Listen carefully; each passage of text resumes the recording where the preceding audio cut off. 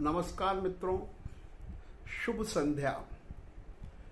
आज 23 जुलाई है और वार है शुक्रवार और आज चतुर्दशी भी है। आज से चातुर्मास प्रारंभ हो गए हैं। ये एक शुभ दिन है, एक महत्वपूर्ण तिथि है और हमारे ज्ञान कणिका ग्रुप के लिए और जीना इसी का नाम है एपिसोड के लिए भी आज एक विशेष दिन है। वो विशेष दिन है आज हमारे वक्ताओं में, आज हमारे जो आमंत्रित अतिथि हैं वो विदेश से हैं, भारत के बाहर से।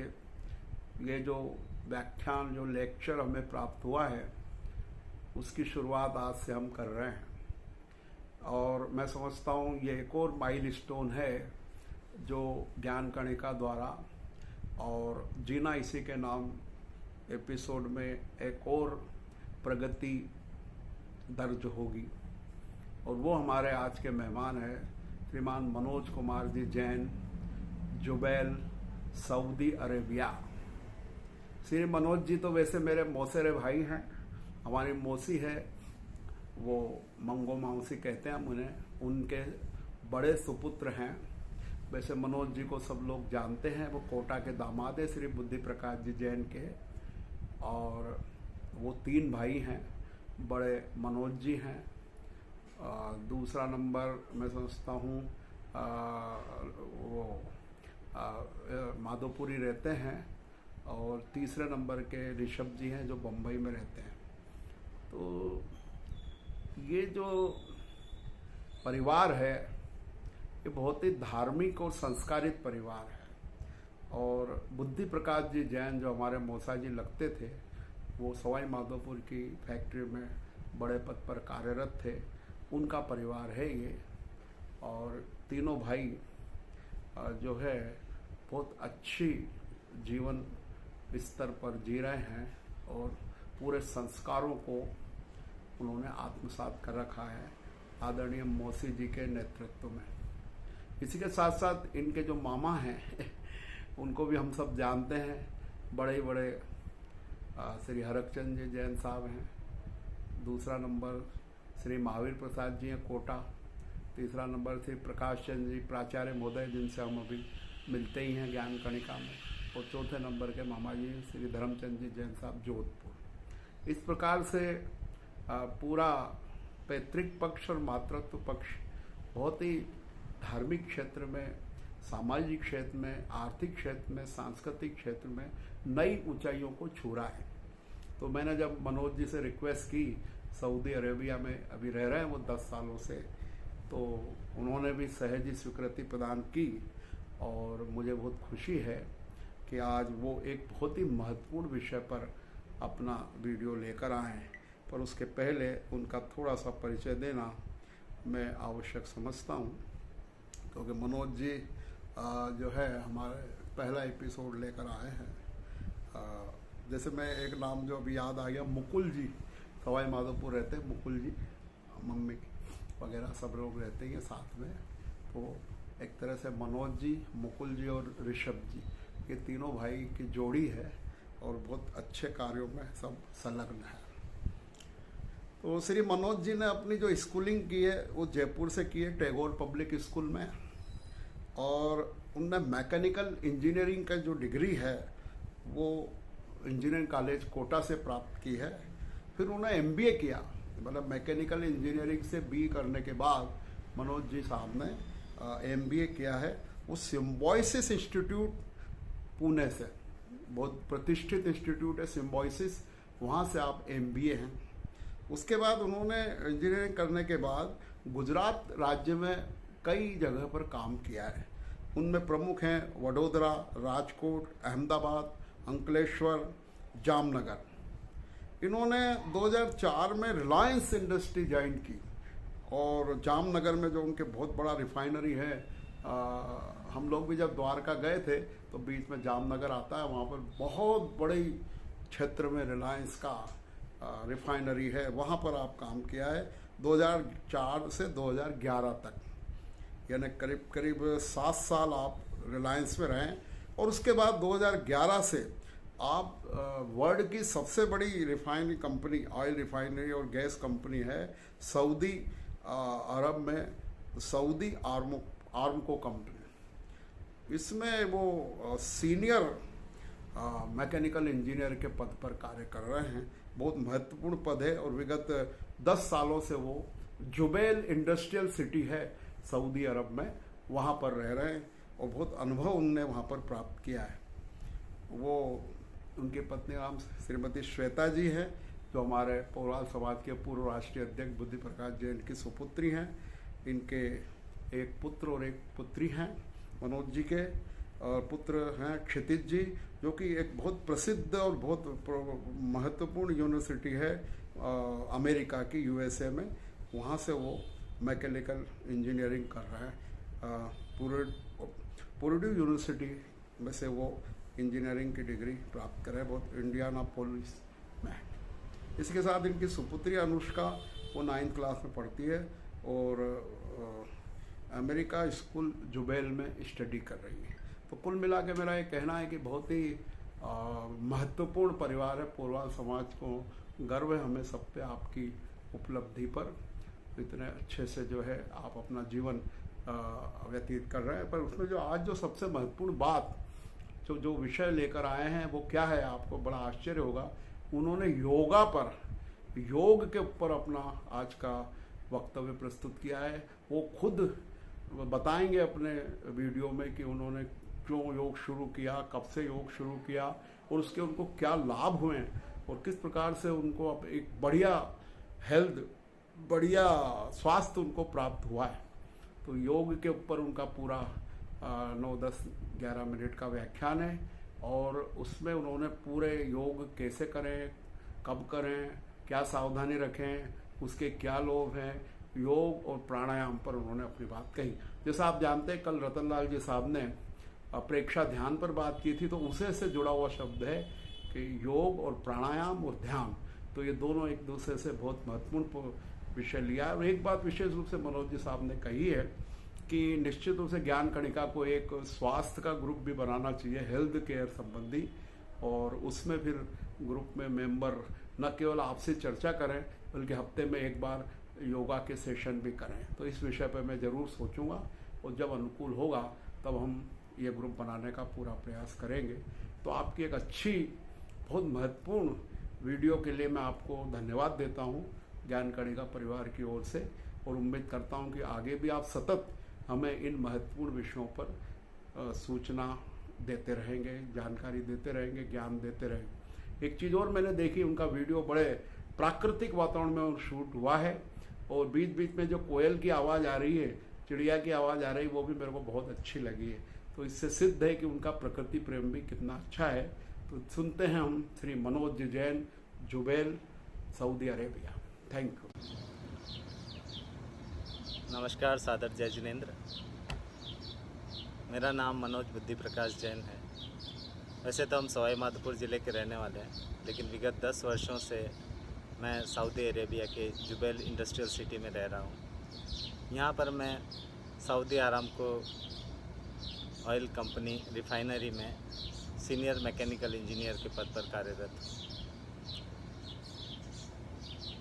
ज्ञान कणिका की जो श्रृंखला चल रही है, उसके माध्यम से मुझे भी कुछ कहने का अवसर प्रदान किया है प्रोफेसर विमल ने। उसके लिए मैं उनका आभार व्यक्त करता हूँ।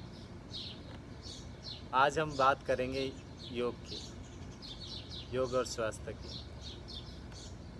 तो योग मेरे जीवन में कैसे आया, कहाँ से इसकी शुरुआत हुई। करीब 2 साल, करीब आने के 2 साल बाद एक बार मैंने रूटीन चेकअप कराया, तो मेरा ट्राइग्लिसराइड और मेरा कोलेस्ट्रॉल बहुत अधिक मात्रा में रिपोर्ट हुआ। तब डॉक्टर ने बताया कि आपको डाइट कंट्रोल करना पड़ेगा, आपको कुछ फिज़िकल एक्टिविटी स्टार्ट करनी पड़ेगी। वहीं से फिर योग की शुरुआत हुई। हम कुछ दोस्तों ने मिलकर एक ग्रुप बनाया और सुबह प्रातः 5 से 6 हम लोगों ने रेगुलर योगाभ्यास स्टार्ट किया। ये अभ्यास निरंतर 8 वर्षों से अभी चालू है और मुझे इसके बहुत सारे फ़ायदे हुए हैं। मेरा वज़न जो पहले 78 केजी हुआ करता था, अब 70 केजी पर स्टेबल है। और दूसरा भी, मुझे सर्दियों के टाइम एक्यूट ब्रोंकाइटिस का प्रॉब्लम रहता था, वो प्राणायाम से उसमें भी मुझे बहुत बेनिफिट हुआ। तो अब आज हम जानेंगे कि योग की हिस्ट्री क्या है, योग कैसे स्टार्ट हुआ। तो आज से करीब 5000 वर्षों पूर्व योग की स्थापना हुई। महर्षि पतंजलि ने योग सूत्रों की रचना की। योग संस्कृत के युद्ध शब्द से बना है, जिसका अर्थ है जुड़ना। अर्थात योग हमारे मन, शरीर और आत्मा को जोड़ता है। ये तकनीक एक तरह से लुप्त हो रही थी, लेकिन वर्तमान समय में योग गुरु जैसे बाबा रामदेव और श्री श्री रविशंकर, इन्होंने इसे पुनर्जीवित किया। लेकिन भारत से ज़्यादा विदेशों ने योग के महत्व को समझा और इसे अपनाया है। 2 वर्षों पूर्व मुझे अमेरिका जाने का अवसर प्राप्त हुआ, तो मैंने वहाँ पर देखा कि सभी जगह बहुत सारे योगा सेंटर्स अवेलेबल है और लोग निरंतर योग अभ्यास करते हैं। अगर आप YouTube पर भी सर्च करते हैं तो ज़्यादातर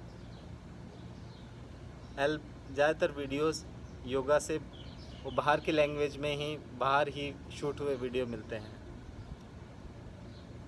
तो हमने इस प्रणाली को विकसित किया है, तो हमें और प्रयास करना पड़ेगा कि योग का इंडिया में प्रचार प्रसार हो और सब लोग इससे इस बेनिफिट का, अमेजिंग जो टेक्निक है उसका फ़ायदा लें। अब एक योग हम जब स्टार्ट करते हैं तो एक प्रश्न आता है कि योग कितने दिन करना चाहिए हमें। योग वीक में 3 दिन करना चाहिए, 5 दिन करना चाहिए, 7 दिन करना चाहिए। तो इसके लिए हमको योग की प्रणाली को समझना पड़ेगा। योग हमारे ये प्रणाली कैसे काम करती है।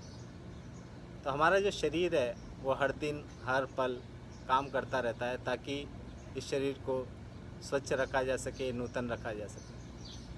आपको ये जानकर आश्चर्य होगा कि हमारी किडनी एक दिन में करीब 180 लीटर ब्लड को प्योरीफाई करती है, और हमारा जो हार्ट है वो करीब 7500 लीटर ब्लड को पंप करता है।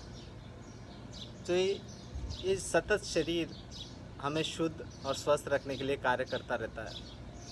तो हमारे ऋषि मुनियों ने इसी व्यवस्था को जाना और एक ऐसी प्रणाली, एक ऐसी साधना को विकसित किया जो इस सिस्टम को सपोर्ट करे।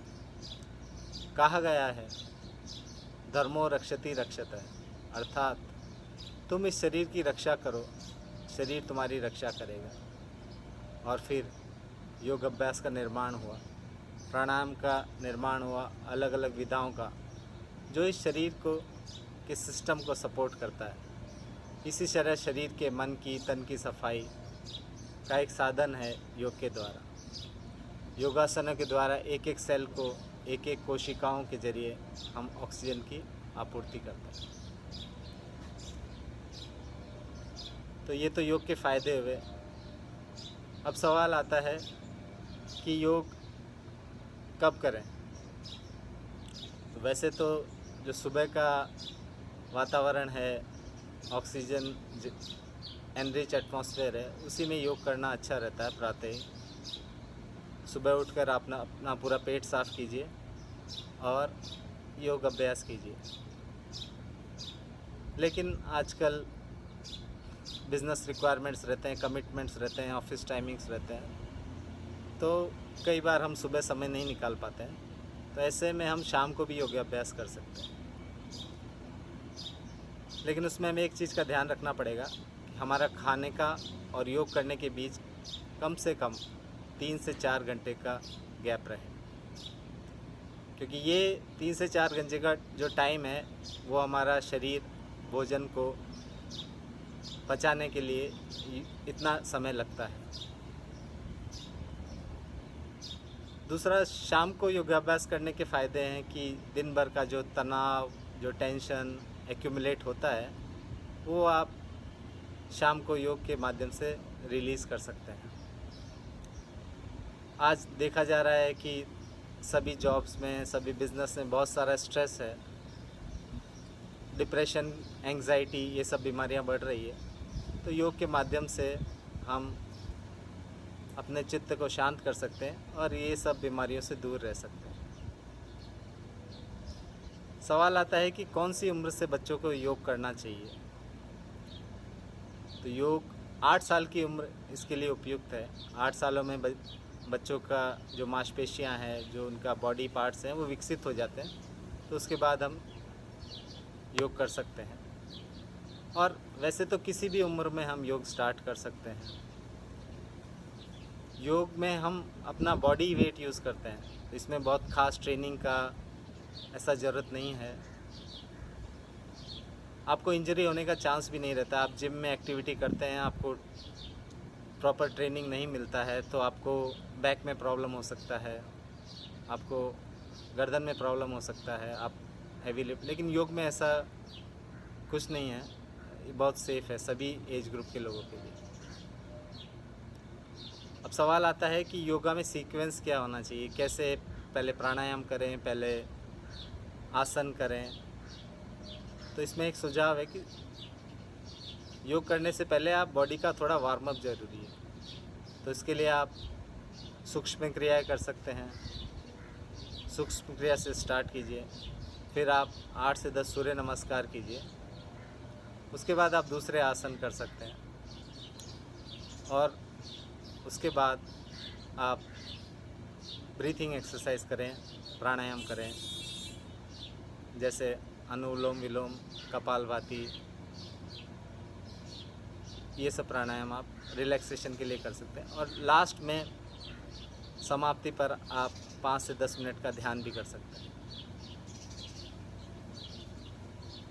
तो ये सब योग के फ़ायदे हैं।